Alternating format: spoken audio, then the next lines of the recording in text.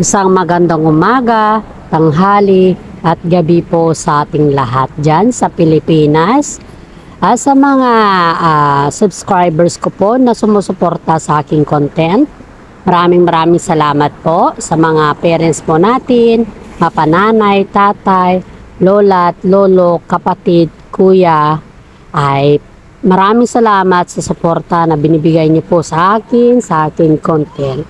Lalong-lalo na po sa ating Panginoong may kapal dahil binibigyan po niya tayo ng wisdom, knowledge, and understanding para makabuo po ng aking content or sa ating content ng update sa ating ituloy sa buhay. Mabuhay ka, Panginoon, at salamat din sa pang-araw-araw na binibigay mo sa amin na pagkain at hindi lamang po yan, kundi maraming salamat din po sa binibigay mo sa amin na buhay na kung saan po ay lahat ng problema ay nalulutasan namin dahil po sa iyo. Dahil nananalig po kami sa iyo at yan po ang aking dasal at pasasalamat po. God bless po sa ating lahat. Umpisahan na po natin ang update sa Kim Pao at iba pang showbiz update ganap po.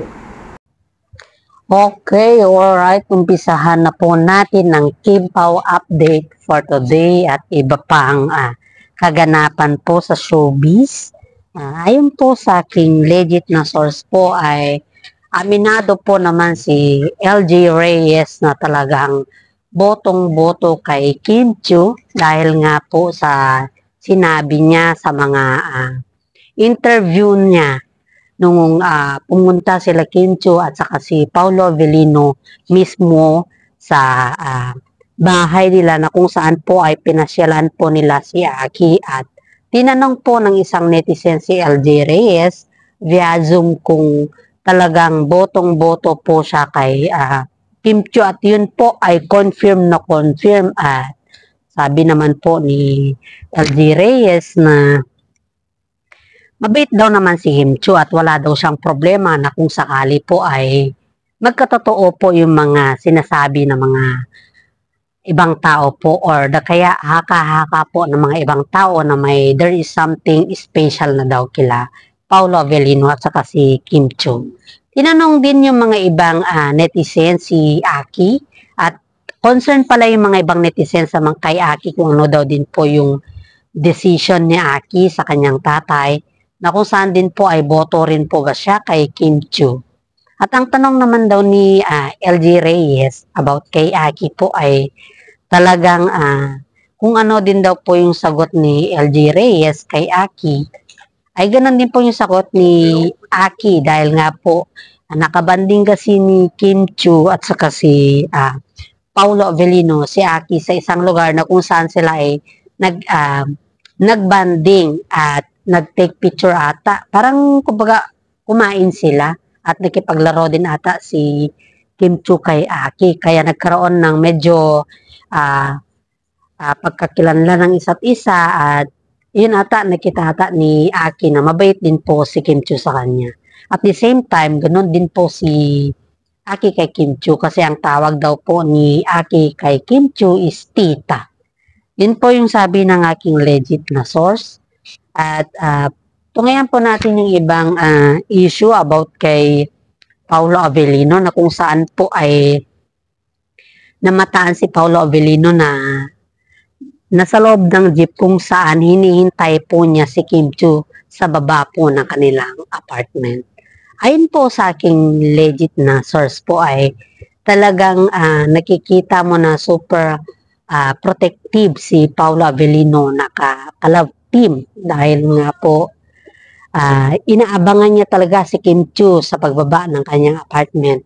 Ang sabi pa nga po ng ibang tao ay gusto daw nila na magkaroon ng special moment at pumunta sa mall para daw bumili ng mga ibang gamit sa kanilang mga gamit para sa kanilang mga movie or sa bagong movie dahil nga po may mga iba pala silang gamit na kailangan at yun po ay wala pala kay Kim Chiu at I think gamit po ni Kim Chiu yun kaya si Kim Chiu po ay nagsik ng tulong kay Paolo Avellino para makabili po sila ng gamit nila para sa kanilang shooting. At yun po, namataan ng gwardiya si Paulo at sabi daw ng gwardiya, "Sir, bakit hindi ka pumasok sa loob?" Hintayin ko na lang po siya dito sa labas. Kasi maraming tao dyan sa loob. Sabi daw ni Paulo Avellino, pwede bang pwede bang pa-picture, sir? Sabi daw ni Paulo. Sure, sabi daw niya. So, it means po ay spotted talaga si Paulo Avellino sa labas. Marami namang netizen ang natuwa dahil nga po nakita na naman nila si Paulo Avellino at yun po, kapag alam naman nila na kung saan nanggaling ang ngiti ni Kim Chiu sa ngayon. Si Kim Chiu po kasi ay napaka-special kay Paulo Avellino dahil sa lahat ng kanilang problemang pinagdadaanan sa buhay, ay hindi po siya iniwan ni Paulo Avellino at palaging nandyan lang si Paulo Avellino sa kanyang tabi.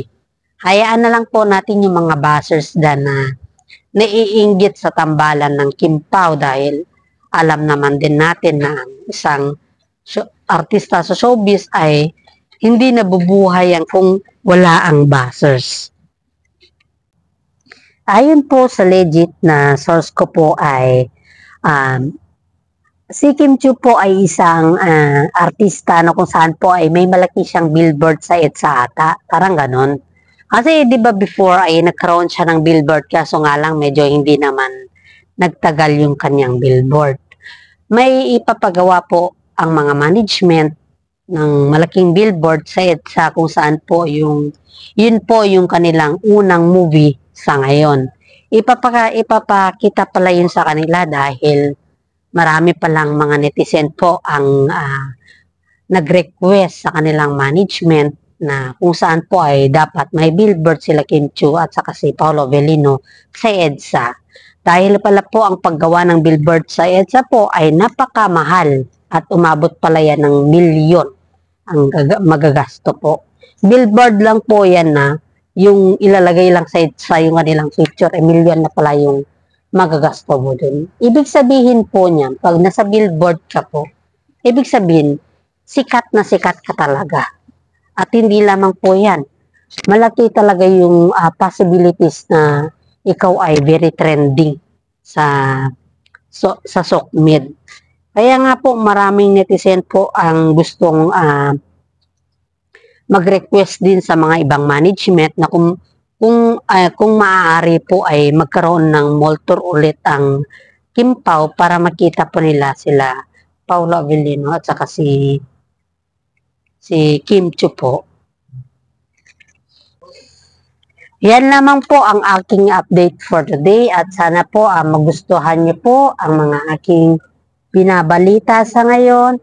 At maraming salamat po at ingat po tayo palagi and God bless po.